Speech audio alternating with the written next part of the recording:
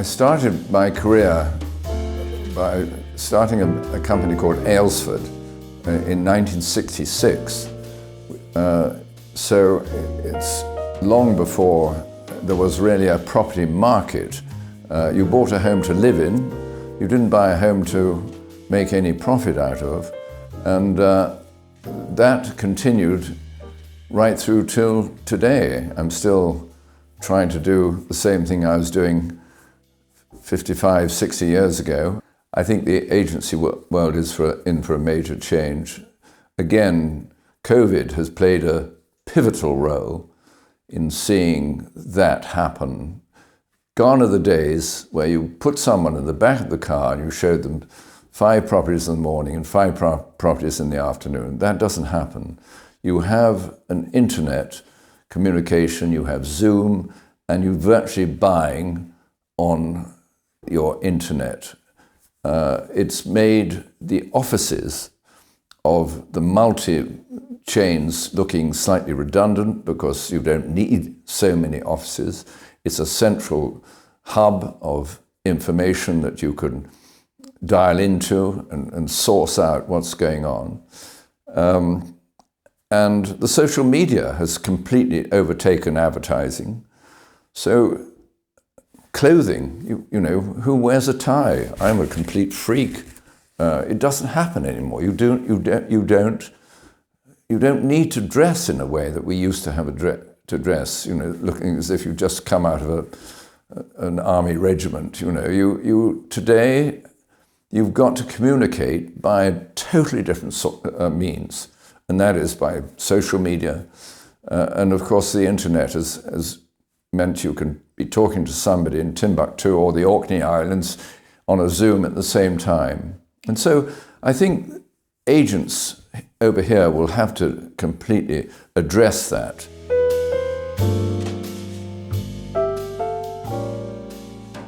I think let's say the important families have been taken over by relocation agents because of their importance, I suppose. They want to be kept private.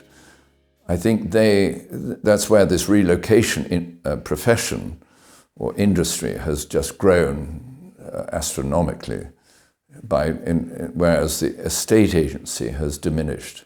The majority of relocation agents are graduated estate agents. Many of them are professionally chartered surveyors or something. They're highly qualified purely by the term that they've been involved in the property market alone. So they're very good at doing what they have to do, but they have to watch out because they are governed by the same rules and regulations as bankers and lawyers, and they have to get their compliance matters up to scratch, because you cannot start selling property to anybody unless you have an absolute clarity on where that money's come from and whoever you're acting for on a sales side. Because of, you know, all these sanctions have meant that you can't touch so many properties. I think they will continue to have a pivotal role because so many people want to and will be wanting to probably get out of an area where things are going wrong. I mean, I don't know if you saw the other day, there's a remark by Barbara Streisand saying, if Trump gets in, I'm going to go and live in England. Well, I don't suspect Barbara Streisand will be walking into an office in the Gloucester Road saying, can I find a house round here? She'll probably employ somebody who will look after her, keep her name away from any transaction until the last minute, and even then.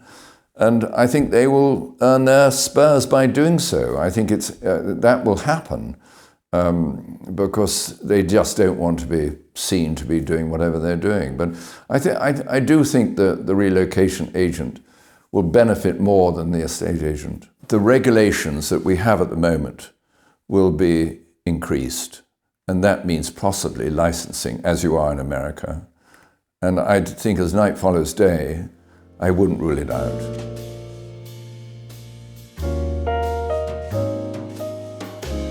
we were all, in the old days, under the old RICS fee, which was about 2.5%. Mrs. Thatcher came in and said, no, it's a free market, and you've got to tender for your fees. And overnight, the whole thing changed.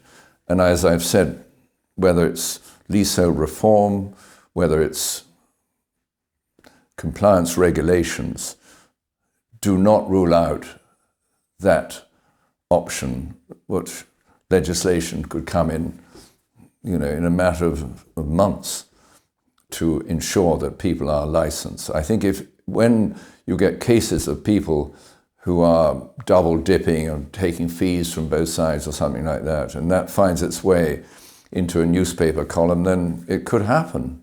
It could easily happen. But I think our fees are as low as any sophisticated country in the world. When you see in America, in most states, it's about 5%. In Italy, it's 5%, but 2.5% and 2.5%. In France, it's the same. Spain, I'm just selling a property there. We're doing trading at 4%. I mean, you're lucky to get over 1% in this country, and I'm interested to see this one firm who got hold of the recent franchise of a well-known brand in this country, hoping to get 2.5% again. Well, good luck to them if they can do it. But I think a lot of the Joe public knows you can get it done for less.